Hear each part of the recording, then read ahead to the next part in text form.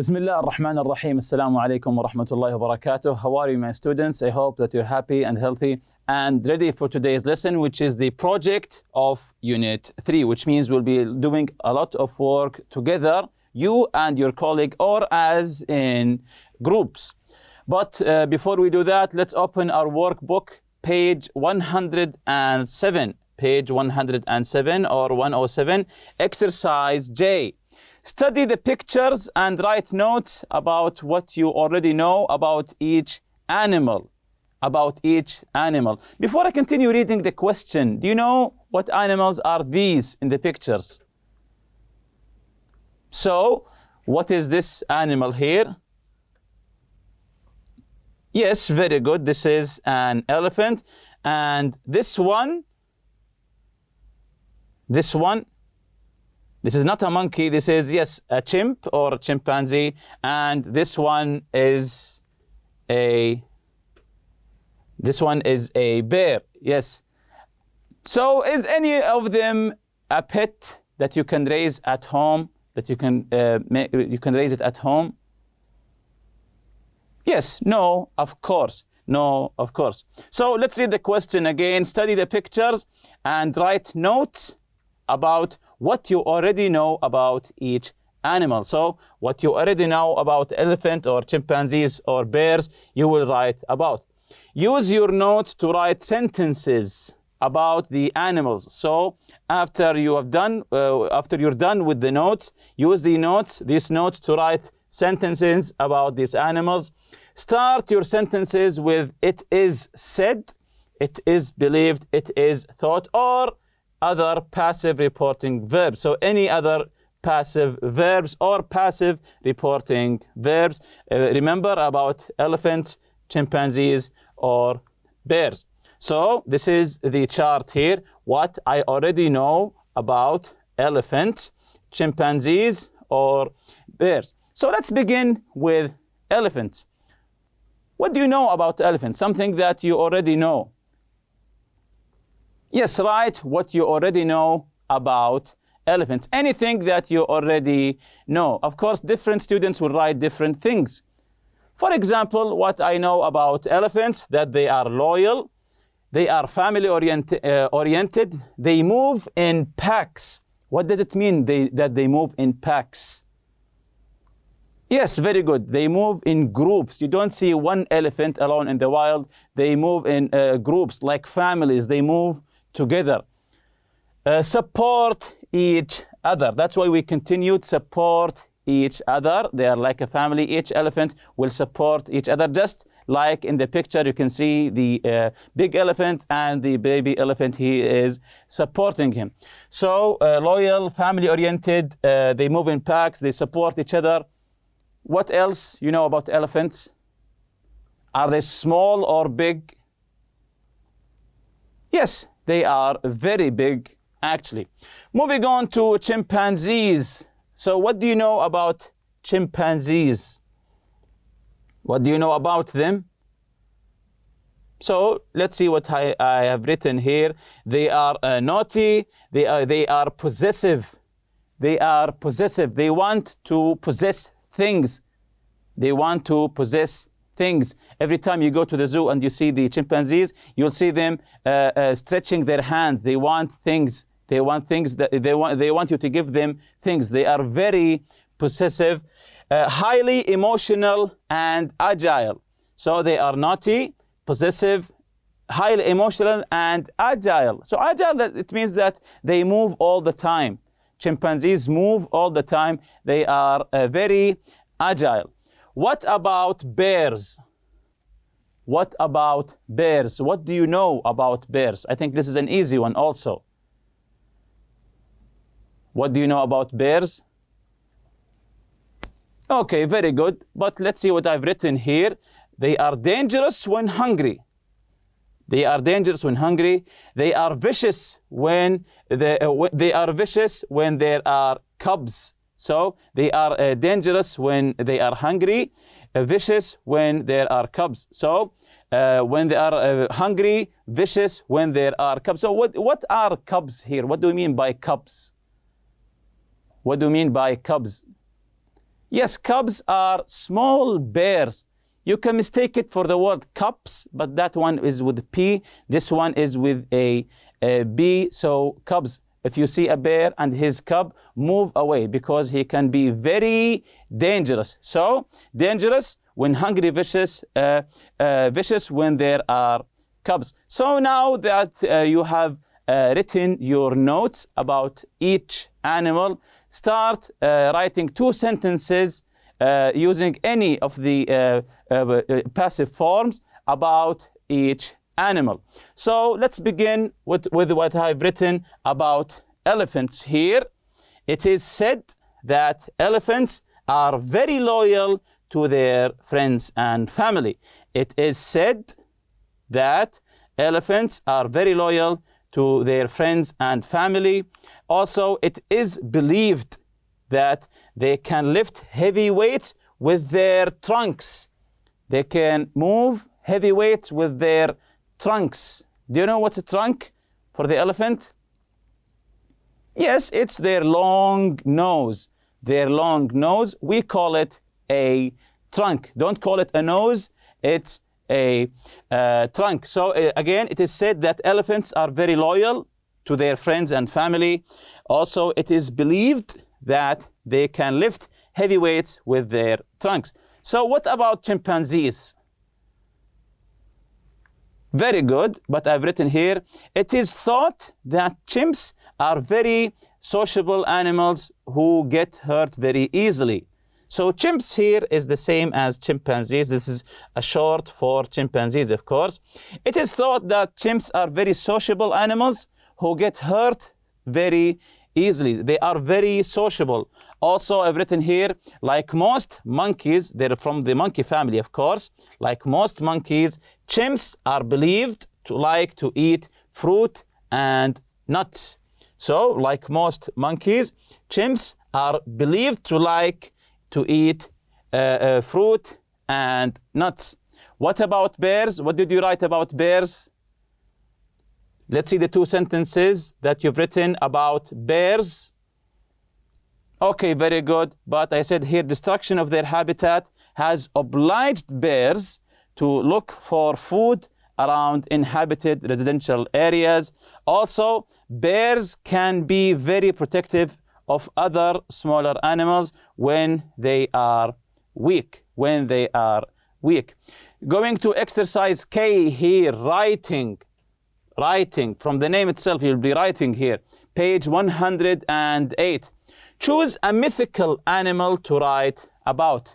If you remember mythical animals, like the Loch Ness monster, or the Hydra, the dragon, the Sphinx, or any other, or the Bigfoot, or any other mythical creature or mythical animal. So choose any mythical animal or mythical creature to write about. Before you write, use the chart to gather and organize your ideas. Remember to write what you already know here in the K about the animal, what you want to know, something you want to know in the W, and what you learned from research in the L.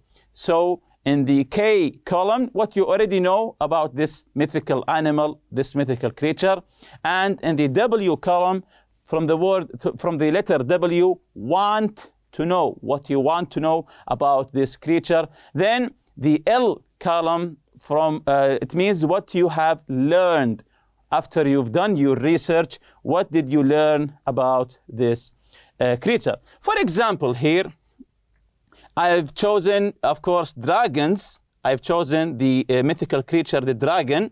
What I already know, that it can blow fire from its mouth. Of course, we know that dragons can blow fire from their mouths. And it's a large lizard or serpent-like creature. It's a creature just like a lizard or a serpent look like. So again, what I already know, that it can blow fire from its mouth, and it's also a large lizard or a serpent-like creature. What I want to know about it, how was it depicted? How was it depicted? how was it depicted? How did people imagine and picture dragons before? How was it depicted? And also, where did the term dragon come from? The term itself, dragon, the word dragon. Where did this term come from? Who invented to call this creature the word dragon? So again, what I want to know, how was it depicted? Where did the term dragon come from?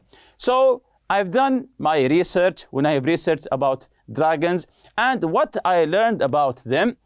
Dragons were usually depicted with wings and barbed tail and as breathing fire. So they were depicted with wings. Of course, when you imagine a dragon now, you imagine it always with wings and a barbed tail, and also that it will be breathing fire. So again, dragons were usually depicted with wings and barbed tail and as breathing fire. Also, the English word dragon comes from the Greek word drakon, which was used originally for any large serpent. So now we know where did the word dragon come from, the origin, let's say, of the word dragon. Again, the English word dragon comes from the Greek word drakon, which was used originally for any large serpent, any large lizard. The ancient Greeks used to call it drakon. That's why they call this mythical creature, which looks like a serpent, dragon. So now that I have filled this chart, we have filled this chart, want to know and learn, let's write an article or write any article about dragons. Now, write your essay. Use your KWL chart to help you. For example, this is what I have written about dragons.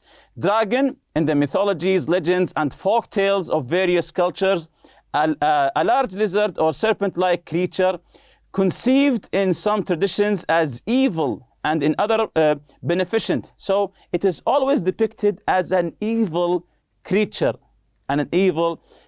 Again, conceived some traditions as evil and in others as beneficent. In medieval Europe, dragons were usually depicted with wings and barbed tail and as breathing fire. In Greece, the word drakon, from which the English word was derived, was used originally for any large serpent, and the dragon of mythology, whatever shape it later assumed, remained essentially a snake. So this is the essay that I have chosen to write about dragons. You can choose any mythical creature, dragons, hydras, or Bigfoot, then complete the chart, the KWL, then write this essay. Exercise L here, read the text and answer the questions. Great white, the world's most dangerous fish. Of course, he's talking about the shark here. So let's listen, then we'll answer some questions. Let's listen. Great white, the world's most dangerous fish. The great white shark is one of the oldest living species on Earth. It existed 350 million years ago. It is the largest and the most dangerous predatory fish, and it is the most feared by humans. Great white sharks can grow up to 20 feet, 6 meters, long and weigh up to 4,400 pounds, 2,000 kilograms. They have about 3,000 teeth arranged in several rows. When the front teeth break or fall out, these teeth are replaced by others from the next row. A shark's hearing is very sensitive, and they can hear their prey from many miles away. They can also detect 1 part per million of blood in seawater. So now that we have listened to this article about this dangerous animal, great white, the world's most dangerous fish, let's answer the questions here. Which is the world's most dangerous fish? Which is the world's most dangerous fish? I think this is an easy question. Of course, it is the great white shark. How big can a great white shark grow? How big can it grow, the great white shark? How big can it grow? So let's see the correct answer here. They can grow up to 20 feet or 6 meters. 20 feet or 6 meters. How heavy can a great white shark become? So we're discussing weight here. How heavy can a great white shark become? So let's see the answer here. A shark can weigh up to 4,400 pounds or 2,000 kilograms. So how heavy can a great white shark become? The answer is 2,000 kilograms. This is really heavy. Which of the six senses are the most sensitive for this animal? Which of the six senses are the most sensitive for this animal? So which sense is the most sensitive for this animal? It is the sense of sound and smell. The sense of sound and smell. Exercise M here. Use some of the adjectives in the box below to write about another amazing animal. So you have dangerous, fast, slow, big, heavy, tiny, intelligent, and extinct. So use these adjectives in this box to write about any animal or any amazing animal, as it said in the question, that you want to write about. For example, here I've written about dolphins. A dolphin is a very intelligent animal, even though it is quite a big animal. A dolphin can swim quite fast. So I used intelligent, big, and fast. It is not a dangerous animal. It is very friendly. So you can use any of these adjectives to write two, three, or four lines about any animal that you choose. And of course, I chose the dolphin. You can choose any animal: the bear, the falcon, the panda, the polar bear, or any other animal. And if you remember in our previous lesson, we took the forming function, the position of adjectives. They are either after the verb to be or before a noun. Also the adjectives from verbs and nouns, how to derive adjectives from nouns and verbs, adding these suffixes y, ful, less, ate, al, ive, ous, iced, or ing. For example, care becomes careful, impress becomes impressive, and also impression becomes impressed, use, useless, health, healthy, and so on. Also, we took all, both, neither, and none. So we know that both and neither means just two. All and none means three or more. Three or more. All tigers, cheetahs, leopards, and lions are big cats. Both cheetahs and leopards, so we have just two, are fast animals. Both and, neither nor, either or. If you remember, we said my favorite animal is either an elephant or a camel. Elephant, camel, noun, the same thing. Both camels and elephants are intelligent animals. And we learned that when we want to connect two subjects with both and, be sure to use plural verb, two subjects. Both my father and his boss were. Plural verb here, were. So these are today's objectives for the project. Research and find out about animals that live in the Arab world.